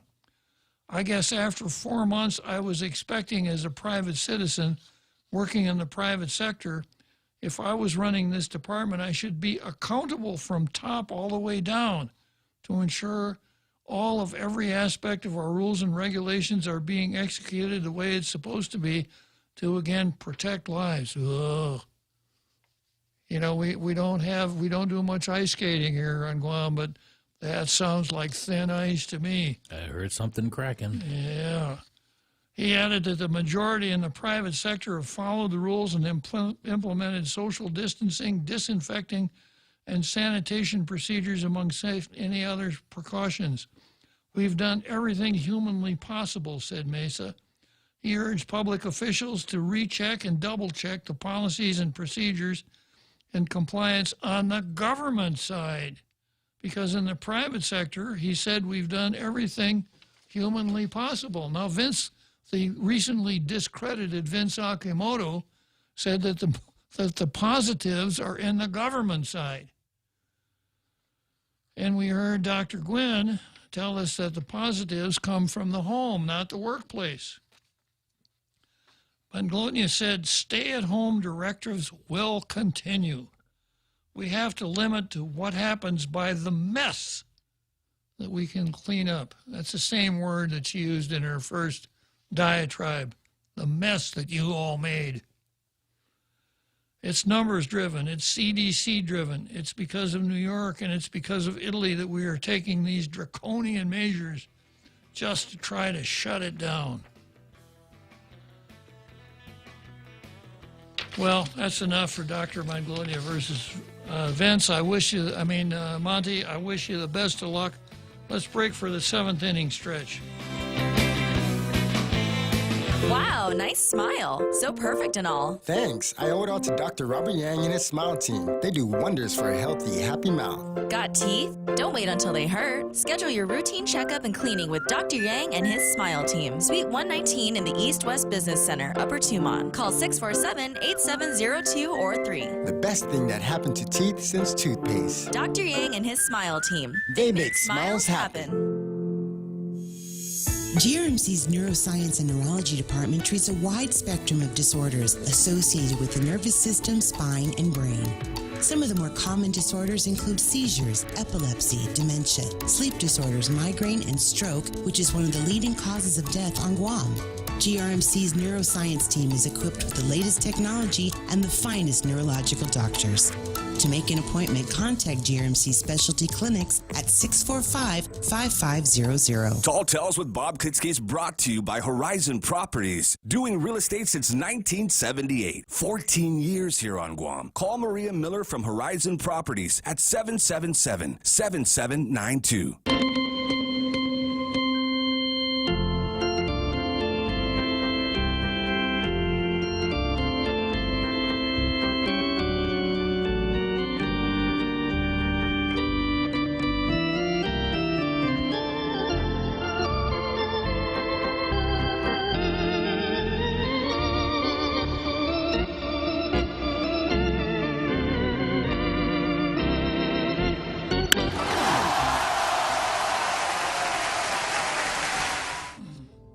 So here we are, seventh inning stretch, Wrigley Field, Chicago, and we make a beeline from Wrigley Field straight back to the historic studios of the Point right here in Upper Tumum.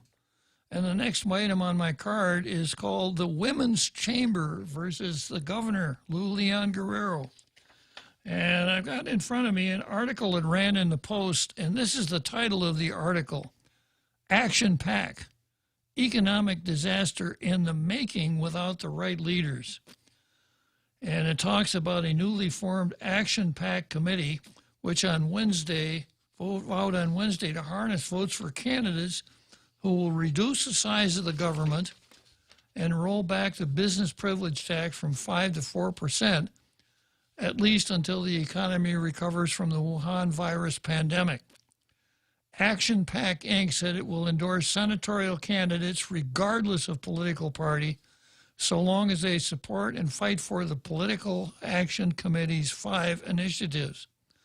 We believe the time for change in our government is now, and electing the right candidates will give our island a better chance at recovering, rebuilding, and becoming more fiscally responsible to the people of Guam, said Action Pack Chairwoman Christine Boleto.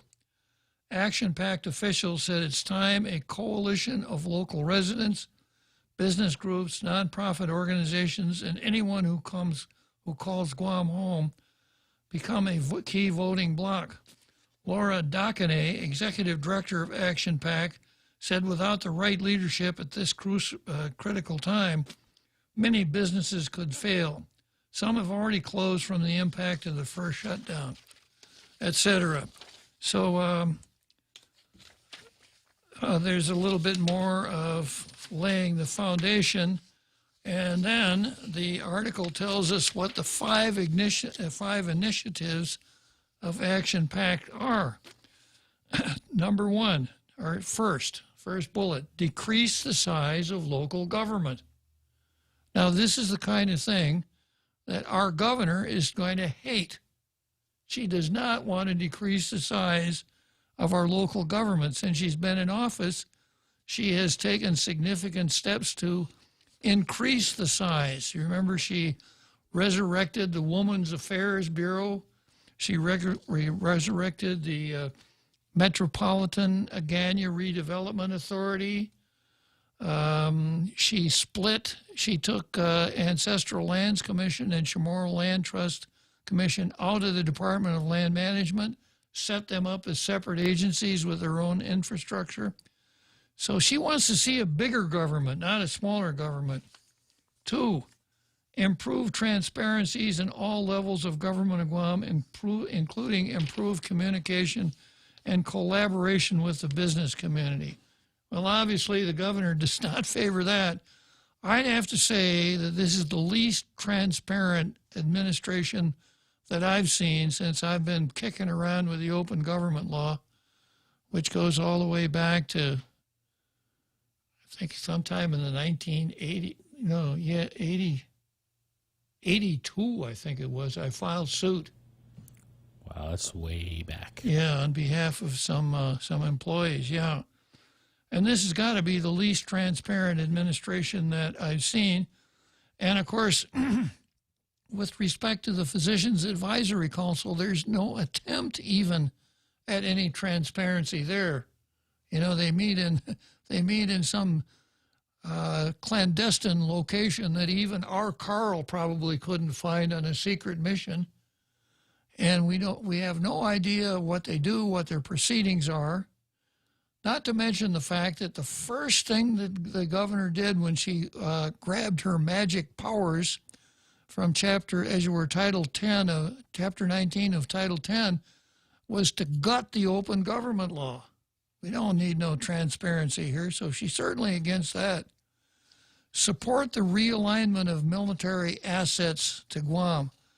I think the governor, has done as much as she could to stand in the way of that, going all the way back to the tree on Anderson when she asked the admiral to stop work on the machine gun range, knowing that no machine gun range, no relocation of Marines.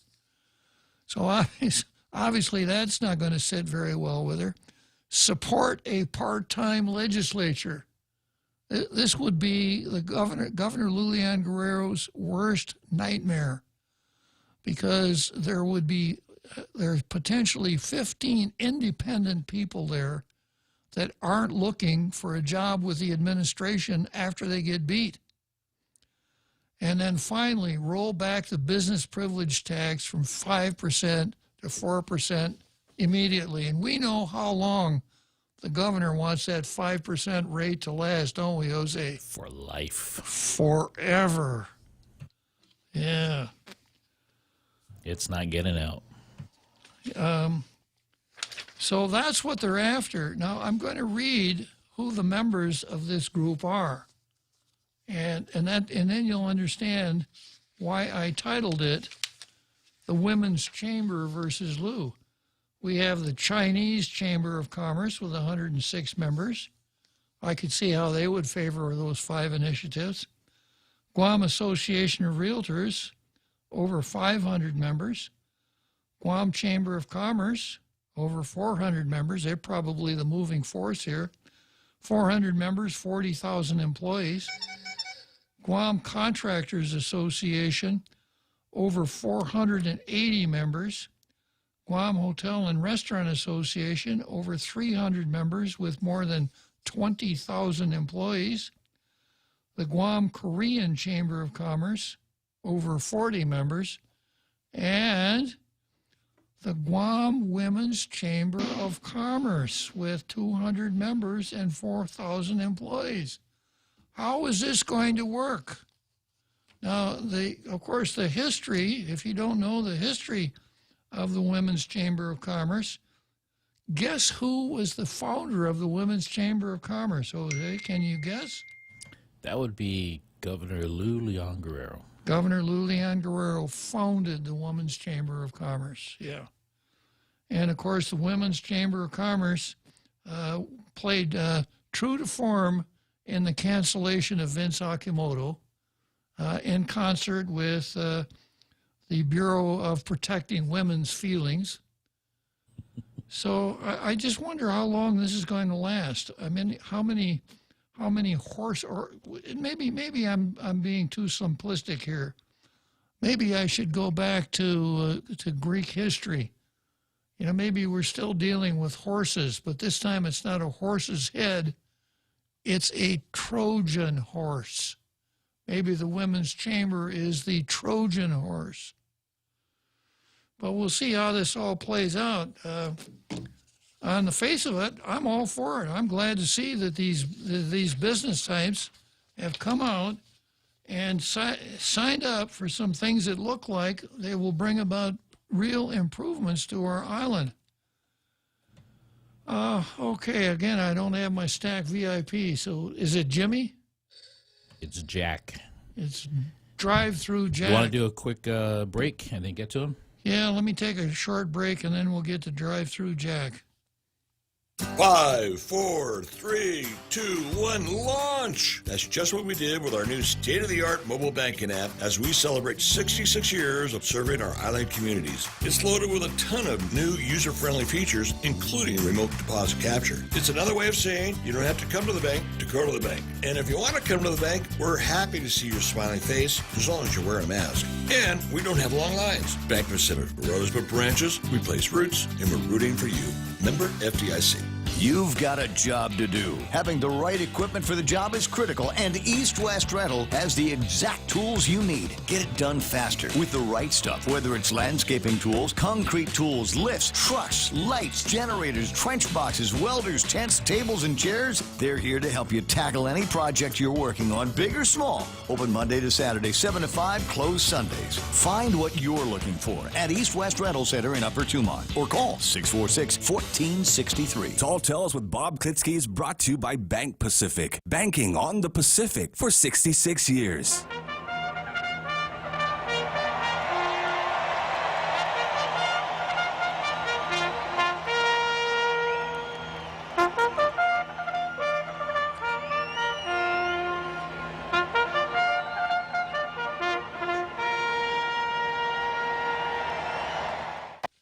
Here we are, home stretch, Tall Tales. Churchill Downs tomorrow, well, actually Saturday in the mainland, Kentucky Derby. It's going to be interesting. Yeah, now, in case you haven't got caught in some kind of a Star Wars time warp or something like that, because the Kentucky Derby is always on the first Saturday in May, except this year when it's going to be on the first Saturday in September. Because of guess what? Yeah. Wuhan. Yeah, but there won't be any fans in the stands, so I don't know if you can count that as a real Kentucky Derby or not. So let me see what's going on, and let me survey the drive-thrus of Guam restaurants here. How's it going, Jack?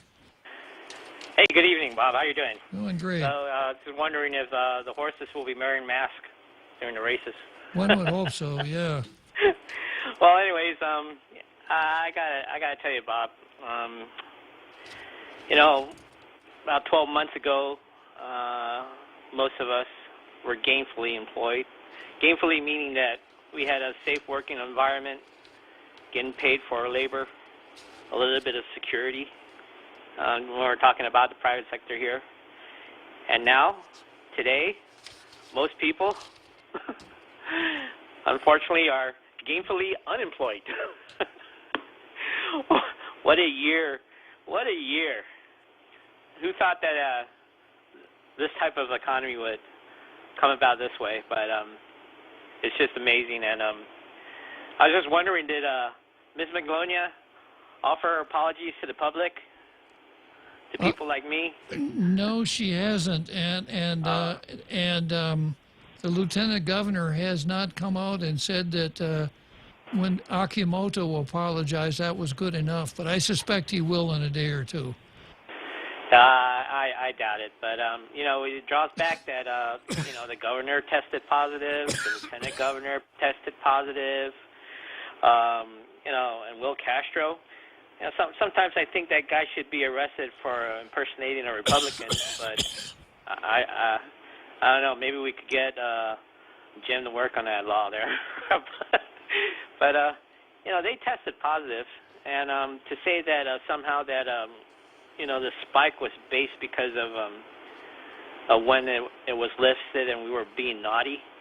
I would say that if the results were there and you took your test and your results was there the same day, I would say, hey, that may be true, but weren't the results released in batches?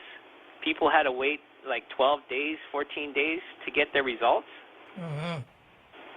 So you can't really point that it's because of the lifting of the lockdown. They could have got it when they were all cramped up, and it could have spread then. And as they went, to get their testing done, well, we don't know. It's a toss-up. But it's just amazing that as soon as we try to question the figures, as soon as we try to question, the rhyme and the reason, they fall back on Vince saying something bad and criticizing. I don't think it was an ad hominem argument. I think he's just, making a call and just putting out his feelings like that. I don't think he was speaking to Miss Manglonia as her character. It's more like, how she's conducting her business. Even men were called the B word. I was in the military. So I have no clue, Bob. We're approaching Labor Day. A lot of people are out of work, but, a lot of people are still moving around. I'm trying to time it so this lockdown, a lot of people should be at home. And I'm waiting for the prices of gas to go down. Hey, Jack, which drive-in are you in? Drive-through are you in right now? Well, actually, I went to make a payment at one of these facilities here, and I think everything's a drive-through now, Bob.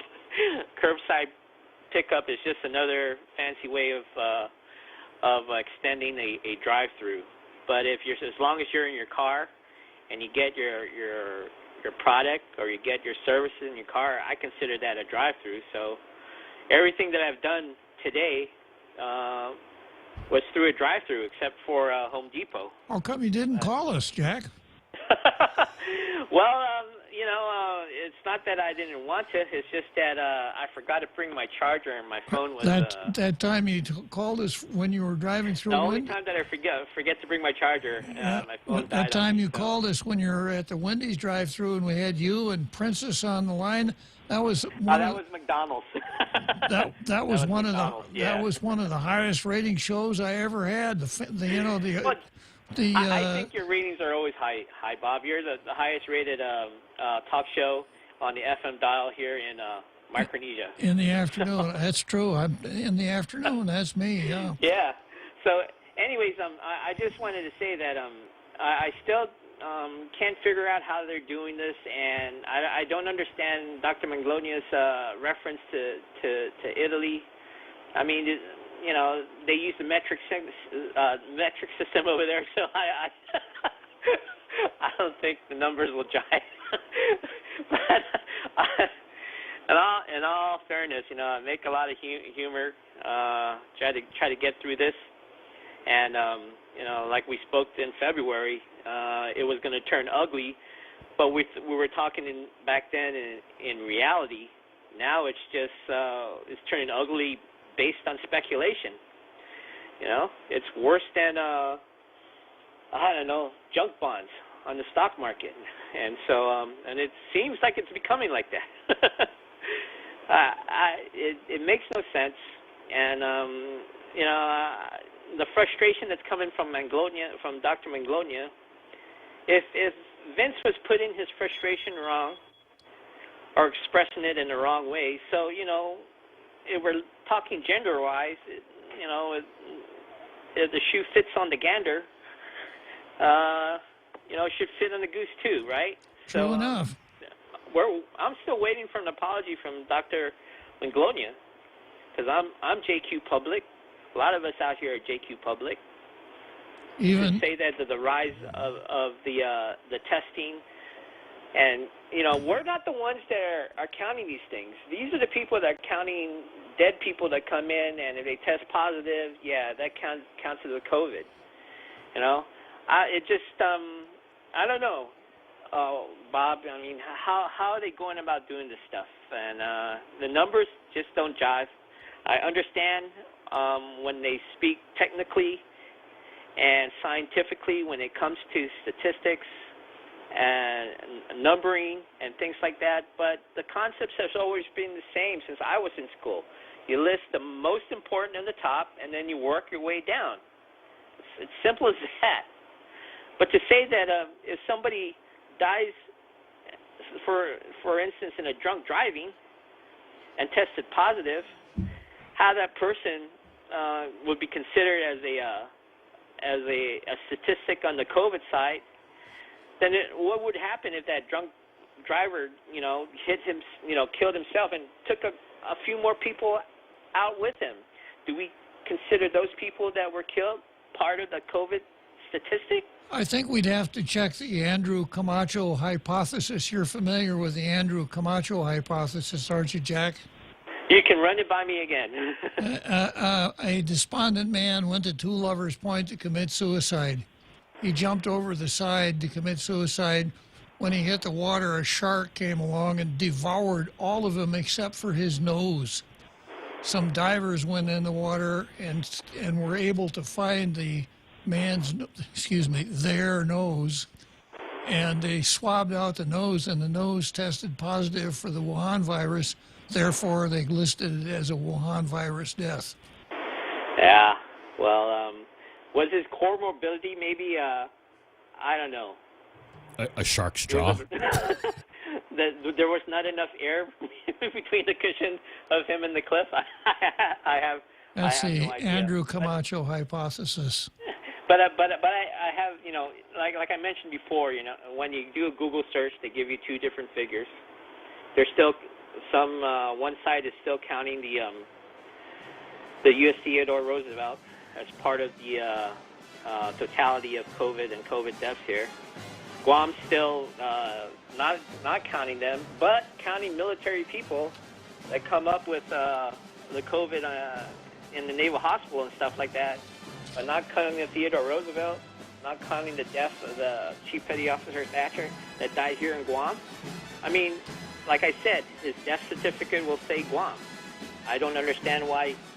Hey, Jack, we got to wrap it up. We're at the end of All right, Bob. Listen, have a great Labor Day weekend. Three days, no tall tales. So tailgaters, we'll see you on Tuesday. Have a long weekend.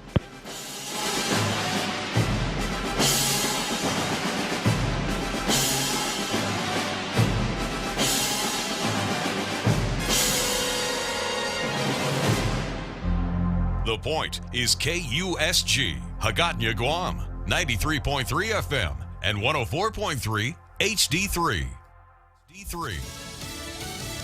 Portland shooting suspect killed on Jack County.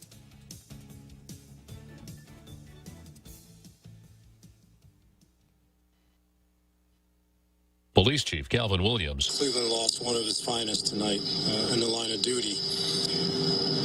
We still have an ongoing investigation. We're still looking for a suspect or suspects in this case. The officer's car seen